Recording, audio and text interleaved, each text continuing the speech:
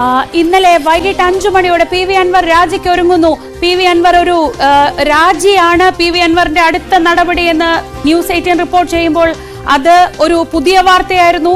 ആ വാർത്തയാണ് ഇപ്പോൾ സ്ഥിരീകരിക്കപ്പെടുന്നത്. ഇന്ന് രാവിലെ സ്പീക്കറെ കണ്ട് രാജിക്കത്ത് കൈമാറും എന്ന വാർത്തയും നമുക്ക് തന്നെ ആദ്യം പ്രേക്ഷകരിലേക്ക് എത്തിക്കാനായി.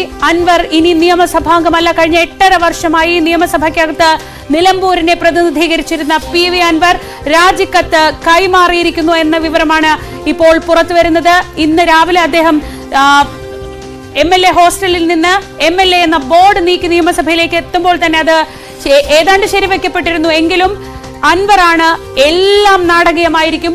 അവസാന നിമിഷം നിയമസഭ സ്പീക്കറുടെ ചേംബറിലേക്ക് കയറിപ്പോകുമ്പോൾ പോലും നമ്മൾ മാധ്യമപ്രവർത്തകരുടെ ചോദ്യങ്ങൾക്ക് അദ്ദേഹം രാജിവെക്കുമെന്നോ ഇല്ലെന്നോ പറയുന്നുണ്ടായിരുന്നില്ല.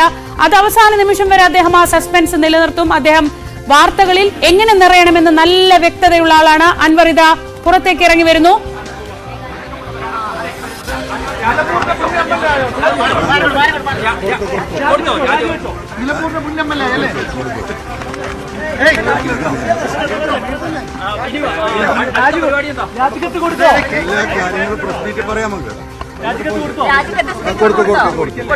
രാജിക്കത്ത് കൊടുത്തിരിക്കുന്നു. Nilambur MLA P V. അൻവർ രാജിവെച്ചിരിക്കുന്നു. ഇനി അൻവർ നിയമസഭാംഗമല്ല. ഇനി അവിടെ കാണാം.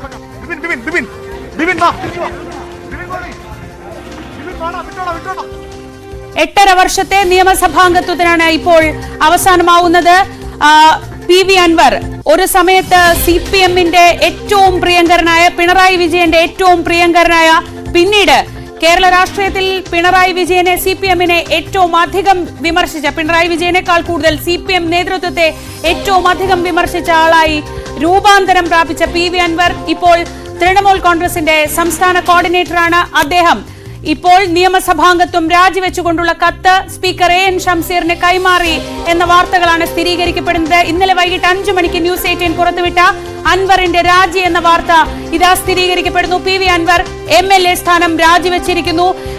വാർത്തകളിൽ എന്നും നിറഞ്ഞു നിന്നിരുന്ന അദ്ദേഹത്തിന്റെ നിയമസഭാംഗമായിരിക്കെ നിയമസഭാ സമ്മേളനത്തിന് വരാതിരിക്കുന്നത് മുതൽ അദ്ദേഹം ഓരോ ഘട്ടങ്ങളിലും വാർത്തകളിൽ ഇടം പിടിച്ചിരുന്നു. അദ്ദേഹത്തിന്റെ പ്രസ്താവനകൾ, അദ്ദേഹത്തിന്റെ കണ്ടെത്തലുകൾ, ഇതൊക്കെ എപ്പോഴും വാർത്തകളിൽ ഇടം പിടിച്ചിരുന്നു. അതിനുശേഷം നിലമ്പൂരിൽ നിന്ന് ഒരു കൊട്ടാര വിപ്ലവം വരുന്നു എന്നാണ് എല്ലാവരും കരുതിയത്. CPM-ന്റെ ഒരു തിരുത്തൽ വാദം CPM-നെതിരെ നിലമ്പൂരിൽ നിന്ന് ഉയർന്നു വരുന്നു എന്ന് എല്ലാവരും പ്രതീക്ഷിച്ചു. CPM-നെ തിരുത്താൻ അദ്ദേഹം ശ്രമിച്ചു. അദ്ദേഹത്തിന് പ്രശ്നമുള്ള കുറെ കാര്യങ്ങൾ നിരന്തരം പോലീസിനെതിരെ, സർക്കാരിനെതിരെ, മുഖ്യമന്ത്രിയുടെ ഓഫീസിനെതിരെ എല്ലാം ഉന്നയിച്ച ശേഷം അദ്ദേഹം പാർട്ടിക്ക് അനഭിമതനായി മാറുന്നു. അതിൽ നിന്ന്, ആ സംവിധാനത്തിൽ നിന്ന് പുറത്തേക്ക് വരുന്നു. പിന്നീട് അൻവർ എങ്ങോട്ടാണ് പോകുന്നത് എന്ന ഒരു സൂചനയും ആർക്കും വ്യക്തമായി കിട്ടുന്നുണ്ടായിരുന്നില്ല. അദ്ദേഹം UDF-മായി അടുക്കാൻ ശ്രമിച്ചു, കോൺഗ്രസുമായി അടുക്കാൻ ശ്രമിച്ചു, DMK-യിൽ ചേരുന്നു എന്ന വാർത്തകൾ വന്നു. അങ്ങനെ പല പല പല പല വഴിത്തിരിവുകൾക്കൊടുവിൽ അദ്ദേഹം എത്തിച്ചേർന്നത് പശ്ചിമ ബംഗാളിലാണ്, കൊൽക്കത്തയിലാണ്. തൃണമൂൽ കോൺഗ്രസിന്റെ കേന്ദ്രത്തിലാണ്. മമതാ ബാനർജിയുടെ അനന്തരവൻ അഭിഷേക് ബാനർജി അദ്ദേഹത്തെ സ്വാഗതം ചെയ്തുകൊണ്ട് ട്വീറ്റ് ചെയ്തപ്പോൾ പറഞ്ഞത് ഞങ്ങളുടെ കുടുംബത്തിലേക്ക് സ്വാഗതം എന്നാണ്. അങ്ങനെ വെറുതെ കുടുംബാംഗമായി നിൽക്കാൻ കഴിയില്ല, മറിച്ച് പാർട്ടിയുടെ ഉത്തരവാദിത്തപ്പെട്ട ഒരു റോൾ ഏറ്റെടുക്കണം, പാർട്ടിയുടെ നേതൃത്വം സംസ്ഥാനത്ത് ഏറ്റെടുക്കണമെന്ന സമ്മർദ്ദം മമതാ ബാനർജിയിൽ നിന്നും കൂടി വന്ന സാഹചര്യത്തിലാണ് അയോഗ്യത എന്ന വാളിനപ്പുറത്തേക്ക് അദ്ദേഹത്തിന് ഇങ്ങനെ ഒരു നിലപാടിലേക്ക് പോകേണ്ടി വന്നത് എന്നതാണ് നമ്മൾ മനസ്സിലാക്കുന്നത്. പി.വി. അൻവർ നിലമ്പൂർ MLA സ്ഥാനം രാജിവെച്ചിരിക്കുന്നു. അരുൺ പി.വി. അൻവറിനെ പിന്തുടരുന്നുണ്ട്. അദ്ദേഹം അല്പസമയത്തിനകം മാധ്യമങ്ങളെ കാണാമെന്നാണ് പറഞ്ഞത്. CV അനുമോദ് ഒരുപക്ഷെ പി.വി. അൻവറിന്റെ ഓരോ ചലനങ്ങളും അതിസൂക്ഷ്മമായി ഒപ്പം നിന്ന് കണ്ടിട്ടുള്ള ഒരാളാണ് അനുമോദ്. ഇനി നിലമ്പൂരിലേക്ക് വരുന്നത് മുൻ MLA ആയിട്ടാണ് പി.വി. അൻവർ.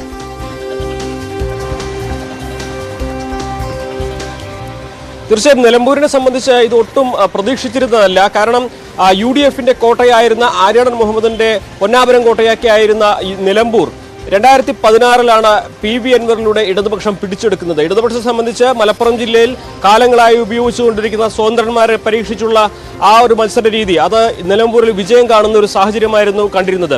അതിനുശേഷം നിലമ്പൂരിൽ അദ്ദേഹം ആ സീറ്റ് നിലനിർത്തി എന്നുള്ളതാണ് ഏറ്റവും പ്രധാനപ്പെട്ട ഒരു കാര്യം. അൻവറിനെ സംബന്ധിച്ച് നിലമ്പൂരിൽ അദ്ദേഹത്തിന്റെ സ്വാധീനം ഇടതുപക്ഷത്തിന്റെ മുകളിൽ അദ്ദേഹത്തിന് തീർക്കാൻ സാധിച്ചിരുന്നു. അതിന്റെ തുടർ ഇമ്പാക്റ്റുകളായിട്ട് തദ്ദേശഭരണ തെരഞ്ഞെടുപ്പിൽ നിലമ്പൂർ നഗരസഭയും നിലമ്പൂർ മണ്ഡലത്തിനോട് ചേർന്നുള്ള മണ്ഡലത്തിന്റെ ഭാഗമായിട്ടുള്ള പഞ്ചായത്തുകളുമൊക്കെ ഇടതുപക്ഷം നേടാൻ സാധിച്ചിരുന്നു. അവിടെയൊക്കെ അൻവറിന്റെ ഒരു സ്വാധീനം, അൻവറിന്റെ ഒരു ഇടപെടൽ കൃത്യമായിട്ടും ഉണ്ടായിരുന്നു. 6 മാസം മുൻപ് വരേക്കും പാർട്ടിക്കും പാർട്ടി അണികൾക്കും നേതാക്കൾക്കുമൊക്കെ അൻവർ പ്രിയങ്കരനായിരുന്നു.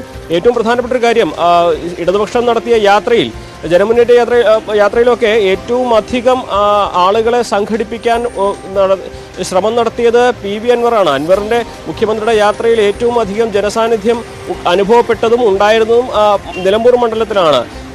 ആ കാലഘട്ടത്തിലൊക്കെ മുഖ്യമന്ത്രിയുമായി ഏറ്റവും അടുത്തിടപഴകിയിരുന്ന, ഏറ്റവും പ്രിയങ്കരനായിരുന്ന ഒരു വ്യക്തിയാണ് മാസങ്ങൾ കൊണ്ട് ഇപ്പോൾ ഇടതുപക്ഷത്തിന്റെ നിയന്ത്രണത്തിലും പുറത്തുചാടി ഇപ്പോൾ MLA പോലും അല്ലാതായിരിക്കുന്ന ഒരു സാഹചര്യത്തിലേക്ക് വന്നിരിക്കുന്നത്.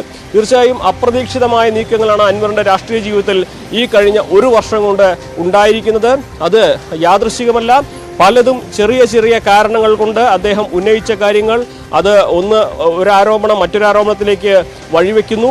ആ ആരോപണങ്ങൾ തിരിച്ച് മറ്റു ചില ട്വിസ്റ്റുകളിലേക്ക്, രാഷ്ട്രീയമായിട്ട് ആരും പ്രതീക്ഷിക്കാത്ത ട്വിസ്റ്റുകളിലേക്ക് തന്നെ നീങ്ങുന്നു. അങ്ങനെ നേരത്തെ നമ്മൾ സൂചിപ്പിച്ചതുപോലെ അത്യധികം നാടകീയ നീക്കങ്ങൾക്കൊടുവിലാണ് ഇപ്പോൾ PV അൻവറിന്റെ രാജി സംഭവിച്ചിരിക്കുന്നത്.